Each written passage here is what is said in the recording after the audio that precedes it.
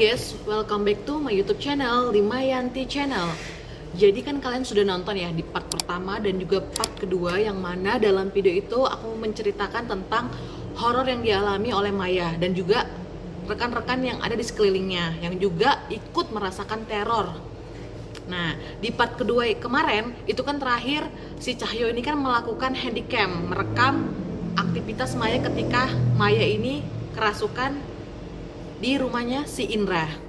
Nah, dalam part ketiga ini aku akan memberikan sedikit penyampaian bahwa bagaimana hasil dari handycam yang digunakan Cahyo untuk merekam si Maya ini. Gimana? Penasaran?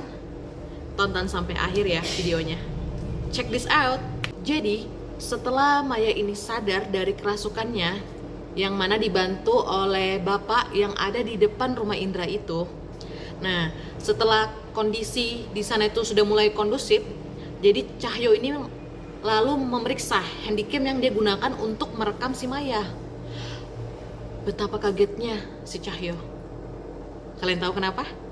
Karena handycam yang digunakan Cahyo itu ternyata tidak mengambil gambar Maya, dan itu gambarnya hitam, tapi waktu dalam video itu terus berjalan.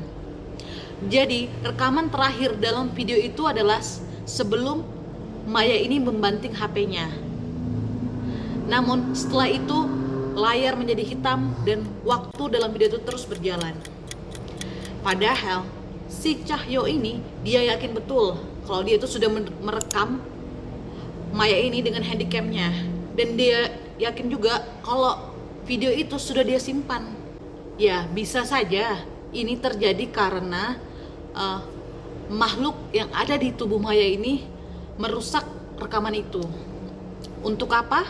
Untuk menghilangkan bukti, yang dimana bukti itu rencananya akan diberikan ke orang tua Maya sebagai bukti. Karena kan seperti kita ketahui bahwa orang tua Maya itu tidak percaya bahwa anaknya ini mengalami gangguan gaib. Makanya si teman-teman dari Maya ini berusaha untuk memberikan bukti, karena mereka itu berniat untuk menolong si Maya ini agar bisa terlepas dari jin yang ada di dalam tubuhnya. Dan setelah kejadian ini semua, Maya ini mulai menyadari bahwa dia memang harus merubah pola hidupnya dan lebih mendekatkan diri lagi kepada Allah Subhanahu wa Ta'ala. Jadi dia itu lebih aktif lagi mengikuti setiap kegiatan yang dilakukan oleh ke organisasi keagamaan itu. Jadi dibantu oleh juga Rio, Cahyo, dan juga Indra dan teman-teman lainnya itu merangkul Maya ini untuk bisa bangkit dan bisa menguatkan diri untuk bisa terlepas dari gangguan jin yang ada dalam dirinya. Hal apa aja sih yang dilakukan Maya? Jadi Maya ini selain dia mendekatkan diri kepada Allah, dia juga selalu mengonsumsi makanan dan minuman yang dibenci oleh jin, seperti air zam-zam, daun bidara, dan juga berbagai macam makanan dan minuman lainnya. Dan dia selalu aktif mendengar ceramah-ceramah, dan dia selalu aktif juga ikut membantu kegiatan-kegiatan keagamaan.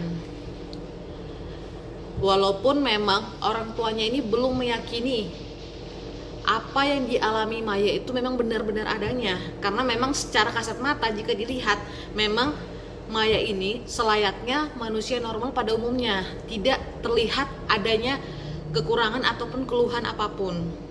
Setelah kejadian ruqyah di rumah Indra itu juga si Maya ini beberapa kali sempat diruqyah oleh beberapa ustadz yang dimana dia berupaya untuk bisa membebaskan diri dari jin yang ada dalam tubuhnya.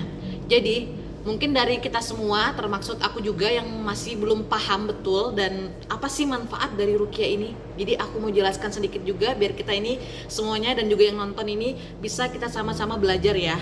Memang ruqyah ini memang identik dengan kegiatan pengusiran jin atau makhluk gaib yang ada di dalam tubuh seseorang.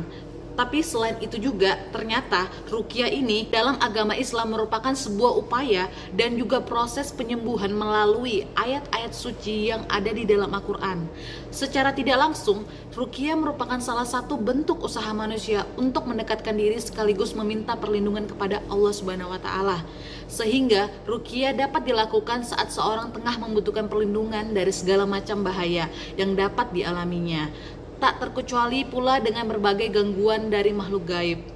Jadi kan terkadang kita ini perlu bantuan seseorang, orang yang memang lebih kompeten di bidangnya, seperti Pak Ustadz atau pemuka-pemuka agama lainnya yang memang bisa menjadi perantara untuk kita bisa membebaskan diri dari gangguan jin. Memang hal itu tidak mungkin begitu instan ya. Dalam arti tidak mungkin 1 atau 2 kali kita ruqyah langsung diri kita ini bisa terlepas dari gangguan jin, karena proses pengusiran jin dalam tubuh manusia itu membutuhkan waktu yang cukup lama. Tidak hanya dibantu oleh perantara Pak Ustadz atau pemuka agama, tapi juga lebih pentingnya itu, poinnya itu adalah tergantung dari individu masing-masing. Kenapa saya bilang gitu? Karena kalau kita memang ingin terlepas dari gangguan gaib, kita juga perlu untuk mendekatkan diri secara spiritual dan juga hati ke hati kepada Allah dengan cara kita memohon bantuan kepada Allah, karena tiada tempat kita memohon ampun, meminta pertolongan kecuali kepada Allah Subhanahu wa taala.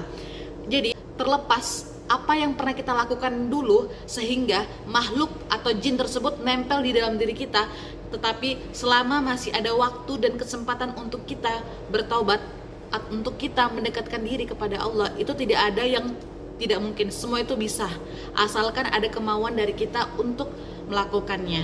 Dan alhamdulillah semenjak kejadian Maya ini kerasukan di rumah Indra, dan juga semenjak kejadian yang di mobil itu yang membuat kaca mobil itu retak, Maya ini mulai menyadari dan meyakini untuk lebih menguatkan diri, menguatkan iman lagi kepada Allah. Walaupun memang sudah banyak perubahan-perubahan sikap yang dilakukan Maya ini, tetapi memang kita lihat sudah menuju ke arah yang lebih baik. Tapi dari teman-temannya itu masih melihat bahwa ada beban moral yang tersimpan oleh Maya. Tapi Maya masih belum mengatakan apa bebannya, tapi dia tetap berusaha untuk ke arah yang lebih baik lagi dan mendekatkan diri kepada Allah Subhanahu wa taala. Ya, mungkin sekian dulu dari YouTube aku. Mungkin aku lebih mau sharing mengenai Maya ini, yang dimana juga ada pelajaran dan juga poin penting untuk kita yang menonton ini, bahwa tidak ada kata terlambat untuk mendekatkan diri kepada Allah. Sebesar apapun dosa kita, Allah akan selalu membukakan pintu maafnya untuk umatnya. Saya akhiri, wassalamualaikum warahmatullahi wabarakatuh. Bye bye.